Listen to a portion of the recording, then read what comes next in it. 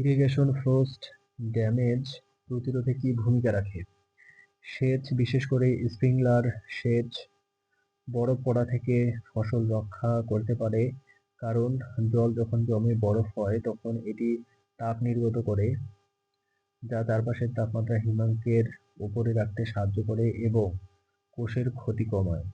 Irrigation, especially sprinkler irrigation, can protect crops from frost because when water freezes into ice, it releases heat, which helps to keep the surrounding temperature above freezing and reduces cell damage.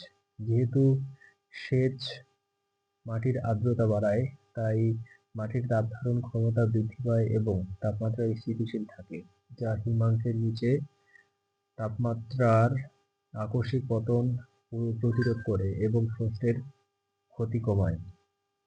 Since irrigation increases soil moisture, the heat capacity of the soil increases and the temperature remains stable, which prevents sudden drops in temperature below freezing and reduces frost damage.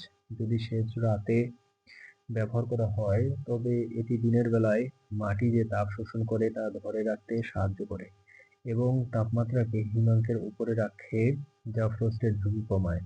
If irrigation is used at night, it helps to retain the heat that the soil absorbs during the day and keeps the temperature above freezing, which reduces the risk of frost.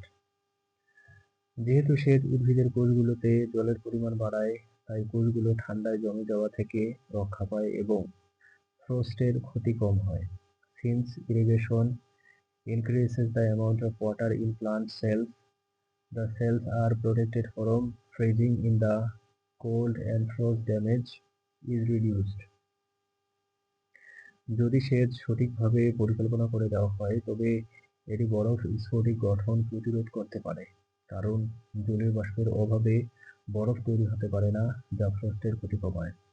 If irrigation is properly planned, it can prevent ice crystal formation because ice cannot form in the absence of water vapor, which reduce frost damage. যেহেতু সেচ মাটির উপরিভাগে একটি বরফের স্তর তৈরি করে, তাই এটি নিচের মাটি এবং উদ্ভিদের মূলকে অতিরিক্ত ঠান্ডা থেকে রক্ষা করে এবং ফ্রস্টের ক্ষতি কমায়। Since irrigation creates a layer of ice on the soil surface, it protects the soil below and the roots of plants from cold and reduce frost damage. যদি সেচ ব্যবহারের সময় বাতাসের গতি এবং তাপমাত্রা বিবেচনা করা হয় তবে জলের অপচয় কমানো যায় এবং ফ্রস্ট প্রতিরোধের ক্ষমতা বাড়ানো যায়। If air speed and temperature are considered when using irrigation, water wastage can be reduced and frost resistance can be increased. যেহেতু সেচ বিভিন্ন ধরনের ফসলের জন্য আলাদা হতে পারে, তাই কৃষকদের উচিত তাদের ফসলের প্রয়োজন অনুযায়ী সঠিক পরিমাণে জল সরবরাহ করা, যাতে ফ্রস্টের ক্ষতি কমানো যায়। Since irrigation may be different for different types of crops, farmers should supply the right amount of water according to the needs of their crops to reduce frost damage.